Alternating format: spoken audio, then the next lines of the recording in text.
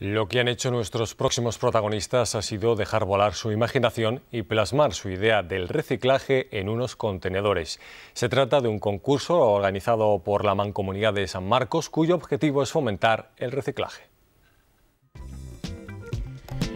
Piezas peculiares y animadas nos visitan estos días porque tienen algo que decirnos, quieren impactar a la ciudadanía y traen un claro mensaje: reciclen, reciclen por favor, y nos lo piden así, desde escobillas que limpian envases a universos paralelos hechos de palabras, pasando por escenas protagonizadas por una rubia con coletas.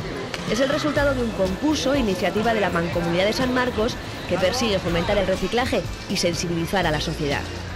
El juntar las distintas fracciones de residuos hace que esos residuos se conviertan en basura y que sea prácticamente imposible su reciclaje. Y si queremos fomentar el reciclaje, lo que hay que es todos nosotros en nuestros domicilios separar cada una de las fracciones. Son contenedores en desuso que tienen ahora una nueva vida, la creada por sus artistas que han dejado volar su imaginación para expresar a su manera su limpio universo.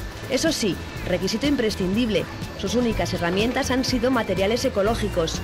El concurso lo ganó el canario Francisco José Perdomo, con su Residuos y Reciclos y su particular visión de cómo un insecto transforma la basura.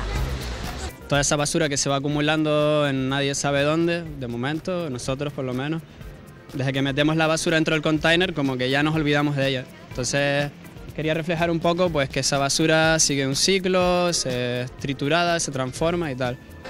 4.000 euros para él, que invertirá en la facultad, arte en la calle, y 4.000 razones más para reflexionar sobre la cantidad de basura que generamos y apostar por su reciclaje.